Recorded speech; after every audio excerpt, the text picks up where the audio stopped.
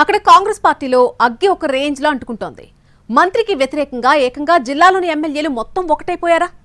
ఊరందరిది ఒకదారైతే ఆ మంత్రి దంపతులది మాత్రం మరో దారిగా మారిందా? ఒకరు మొదలు పెడితే ఇంకొకరు కొనసాగిస్తున్న రచ్చేంటి? ఏ జిల్లాలో జరుగుతోంది?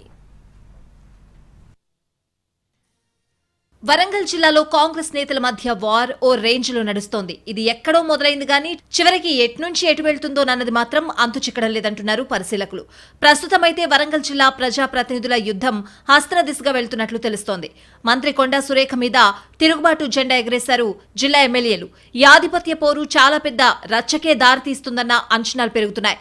జిల్లా కాంగ్రెస్ ఎమ్మెల్యేలంతా ఒక్కటై మంత్రి మీదకి కత్తి ఎత్తడాన్ని అంత తేలిగ్గా తీసి పారేయలేమంటున్నాయి రాజకీయ వర్గాలు.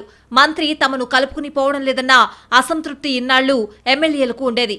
అదలా ఉండగానే మంత్రి భర్త కొండా మురళి చేసిన తాజా వ్యాఖ్యలు అగ్గికి ఆజ్యం పోశాయి. మాజీ మంత్రి ఎమ్మెల్యే కడియం శ్రీహరితో పాటు ఒకరిద్దరు నేతల్ని ఉద్దేశించి కామెంట్స్ చేశారు మురళి.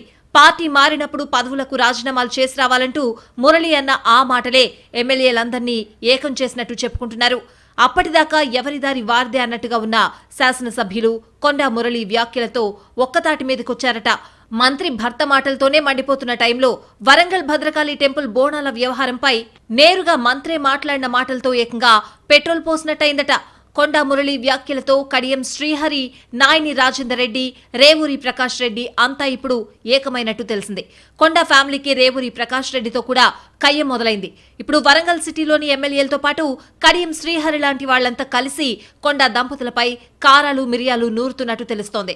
త్వరలో ప్రత్యేక సమావేశం ఏర్పాటు చేయాలని ఢిల్లీ వెళ్లి అధిష్టానం పెద్దలకు మంత్రి మీద ఫిర్యాదు చేయాలనుకుంటున్నట్టు సమాచారం. అటు కొండా మురళి చేసిన వ్యాఖ్యల మీద పార్టీ పరిశీలకులను నియమించినట్టు ప్రకటించారు పీసీసీ చీఫ్ మహేష్ గౌడ్. ఆ లొల్లి అలా ఉండగానే మీడియా చిట్చాట్లో సురేఖ మరింత పెట్రోల్ పోశారు.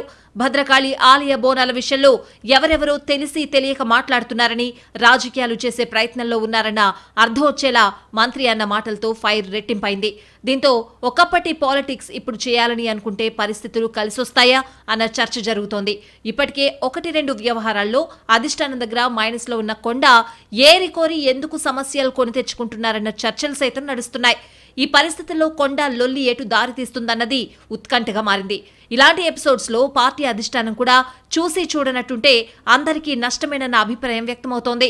సమస్యకు ఇంతటితో ఫుల్ స్టాప్ పడుతుందా లేక ఎపిసోడ్ కొనసాగుతుందా అన్నది చూడాలంటున్నాయి పార్టీ వర్గాలు.